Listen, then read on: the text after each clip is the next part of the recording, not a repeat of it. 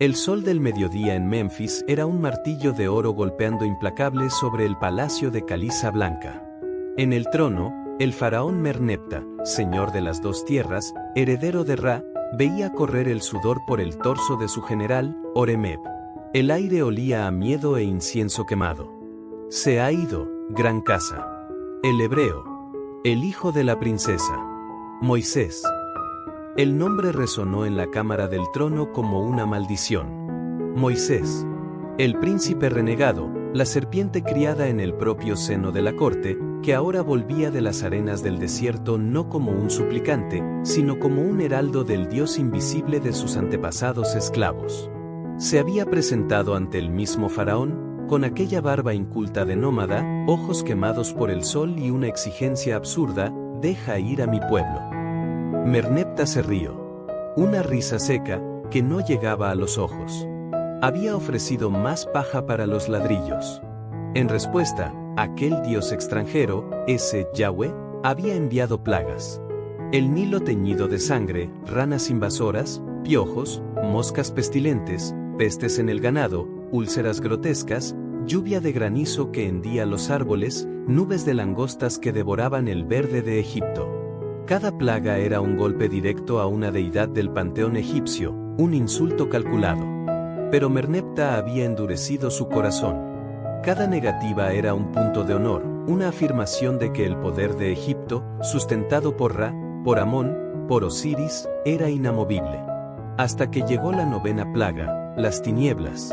No era la noche común.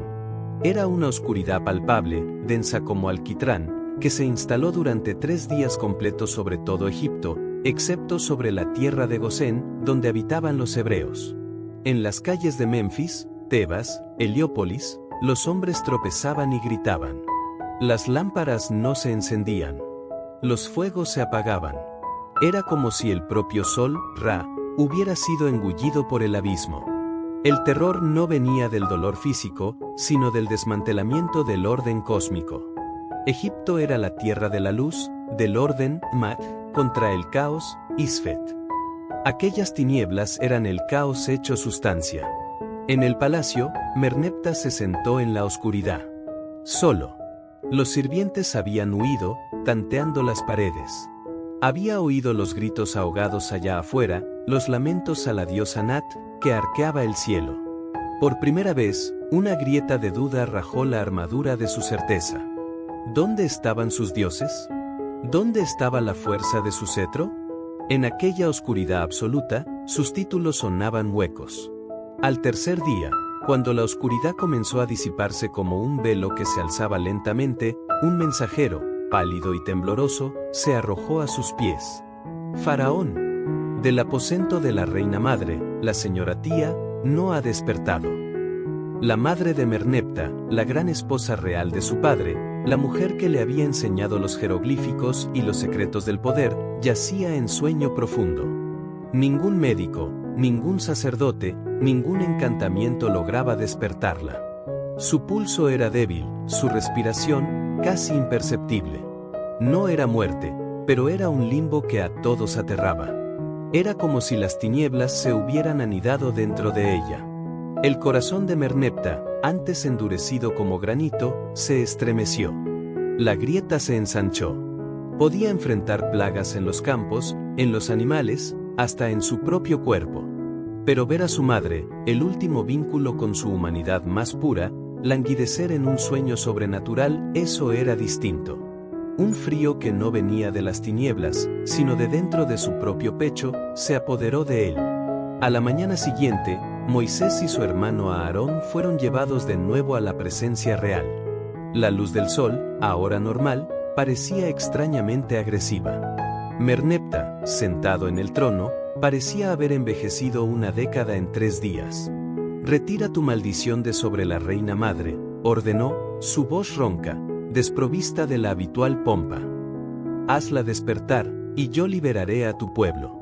Moisés, de pie, inmóvil, miró fijamente al faraón. No había triunfo en su mirada, solo una serena y terrible gravedad. «Lo que haré no será por regateo, faraón. Será porque aquel que es así lo desea, para que sepas que no hay nadie como él en toda la tierra. Pero te advierto, endurecerás tu corazón nuevamente. Y el próximo y último golpe será tan severo que tú mismo, en el colmo de tu dolor, me suplicarás que parta. Merneptah asintió con la cabeza, impaciente. ¿Qué importaban las palabras del profeta? Él quería a su madre de vuelta. Moisés salió. Pasaron horas. En la celda oscura donde la reina madre reposaba, Merneptah velaba solo. Sostenía su mano fría, recordando el sonido de su voz cantando canciones de cuna cuando él era niño, asustado por los truenos. Ese era el hombre detrás del faraón, el hijo temeroso. Susurró, no a Amón o a Ra, sino a un misterio sin nombre, por favor. Entonces, sucedió. No hubo luces brillantes, ni palabras atronadoras. Solo un susurro. Un susurro tan tenue que Merneptah pensó que había sido su imaginación, pero que reverberó en el silencio de la cámara como si viniera de las mismas paredes. Era una sola palabra, en un dialecto antiguo, casi olvidado, que su madre había usado cuando él era muy pequeño. Una palabra que significaba despierta. Los dedos en su palma se estremecieron. La reina madre inspiró profundamente, como alguien que emerge de las aguas. Sus párpados se agitaron y se abrieron. Sus ojos, límpidos, encontraron los de su hijo. Una leve sonrisa tocó sus labios. Meren, susurró ella, usando la abreviación íntima de su nombre que nadie más se atrevía a usar. ¡Qué sueño tan extraño! Estaba tan oscuro, pero había una voz. ¿Qué voz, madre?, preguntó él, con la voz entrecortada. Una voz que no ordenaba, no amenazaba, solo llamaba. Decía que aún no era hora. Merneptah no supo si lloraba de alivio o de un temor reverencial completamente nuevo. Aquel despertar era un milagro. Un milagro directo, personal, imposible de atribuir a magia o estratagema. Y venía del lado de aquellos a quienes oprimía. El Dios de Moisés había perdonado, no había herido. Había dado vida donde solo se esperaba más plaga. En ese momento, el faraón Merneptah podría haber cambiado el curso de la historia. La grieta en su corazón podría haberse abierto en rendición. La compasión y el temor genuino podrían haberlo vencido. Pero no lo hicieron. El alivio se transformó en arrogancia renovada. Su madre estaba a salvo, Egipto seguía en pie. Su poder, pensó él, permanecía.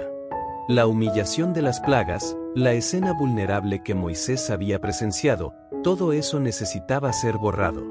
El milagro que salvó a su madre se convirtió, en su mente, no en una demostración del poder de Yahweh, sino en una concesión que él, como faraón, había logrado extraer. Un triunfo de su voluntad.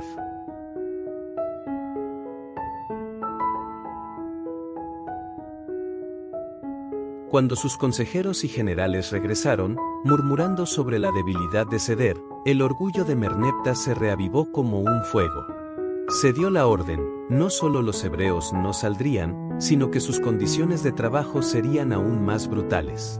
El corazón que momentáneamente se había ablandado se convirtió, en las palabras que resonarían por siglos, en endurecido. La gracia recibida fue pisoteada.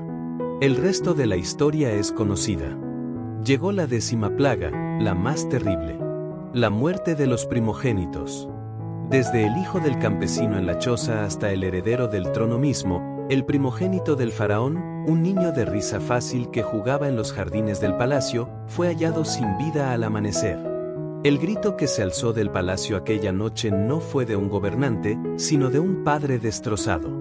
Y entonces, sí, Merneptah, consumido por un dolor que ningún título podría anestesiar, expulsó a los hebreos. Levantaos, salid de en medio de mi pueblo, e id, servid a Jehová, como habéis dicho. Comenzó el éxodo. Pero la historia personal del milagro de Merneptah quedó atrás, un episodio susurrado en los corredores vacíos del palacio. El verdadero milagro, la gracia rechazada. Años después, un Merneptah anciano, su reino aún marcado por la pérdida y la humillación de la fallida persecución en el mar de los juncos, solía vagar solo por el jardín a medianoche. Su heredero estaba muerto. Su madre, a quien tanto había amado, había fallecido de muerte natural. El peso de la corona era insoportable. Pensaba incesantemente en el milagro que había salvado a su madre. ¿Por qué había hecho eso aquel dios extranjero? No para demostrar poder, las otras plagas ya lo hacían. No para ganar su sumisión, pues sabía que él se negaría. Un viejo sirviente, un hebreo que se había quedado en el palacio por ser demasiado anciano para el viaje, una noche se atrevió a acercarse. Viendo la angustia en el rostro del soberano, habló con un valor que venía de la proximidad de la muerte. «Gran casa», dijo el anciano, su voz un crujir de papiro seco. «Te preguntas sobre el despertar de la reina madre». Merneptah lo miró fijamente, sorprendido por la osadía, pero demasiado cansado para castigarlo. «Habla». «Mi pueblo», continuó el viejo, «habla de un Dios que es misericordioso y compasivo, tardo para la ira y grande en misericordia. El milagro que salva, Faraón, no siempre es para el cuerpo. A veces, es para el alma.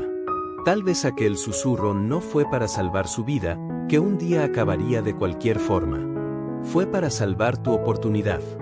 «¿Oportunidad? ¿Qué oportunidad?», preguntó Merneptah, con un profundo surco en su frente. «La oportunidad de ver que el poder verdadero no está en endurecer el corazón, sino en permitir que se quiebre. De ver que la compasión es más fuerte que la plaga. Esa fue la mayor oportunidad que el Señor podía ofrecerte, Faraón, la ocasión de elegir un camino diferente». El susurro en la oscuridad fue una mano tendida, no a un soberano, sino a un hijo. Y a un hombre. Merneptah guardó silencio durante un largo rato. Las palabras del anciano penetraron como una lanza en la armadura de su alma. Siempre había visto el milagro como un suceso, un hecho sobrenatural que había beneficiado a su madre. Nunca lo había visto como una invitación para sí mismo. El verdadero milagro no estuvo en el despertar de la reina madre. Estuvo en el momento de pura humanidad que él había experimentado a su lado, en el susurro de «por favor», en la grieta de vulnerabilidad. Fue un instante en que él no era el faraón, sino Meren, el hijo. Y en ese instante, la gracia, extranjera, inesperada, inmerecida, lo tocó. El milagro que salvó al faraón en Egipto no fue el que mantuvo con vida a su madre unos años más. Fue el que, por un breve y crucial momento, ofreció salvación a su propia alma, endurecida por el poder, el orgullo y el dogma. Le ofreció la visión de una misericordia mayor que todos los dioses de Egipto juntos. Él la rechazó. Eligió el fardo del orgullo sobre el yugo ligero de la humildad. Eligió la tragedia nacional y el dolor personal. El milagro ocurrió, pero su culminación dependía de la respuesta del corazón humano. Y ese corazón, en el caso de Merneptah, dijo no. En la leyenda hebrea posterior, los sabios debatirían, ¿por qué Dios endureció el corazón del faraón? Tal vez la respuesta más profunda esté en este episodio olvidado. Dios no endureció. Ablandó. Mostró clemencia personal. Y fue el rechazo deliberado y arrogante de esa clemencia, fue el endurecimiento autoinfligido tras experimentar la gracia, lo que selló su destino. Merneptah murió, un hombre poderoso y profundamente infeliz, sus monumentos celebrando victorias militares insignificantes. Pero en alguna tablilla celestial, o tal vez solo en la memoria del viento que barre las arenas del desierto, está registrado no el faraón que enfrentó las plagas, sino el hombre que, por un instante, sostuvo la mano de su madre en la oscuridad y recibió un susurro de un Dios al que nunca supo nombrar. El milagro ocurrió. Él fue salvado.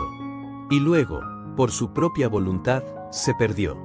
Y así, la historia del Éxodo lleva en su núcleo no solo el relato de la liberación de un pueblo, sino la tragedia íntima de un hombre que tuvo el cielo en sus manos, pensando que era solo un puñado de arena, lo dejó escurrir entre los dedos. El milagro mayor es siempre la gracia ofrecida, la tragedia mayor, siempre la gracia rechazada.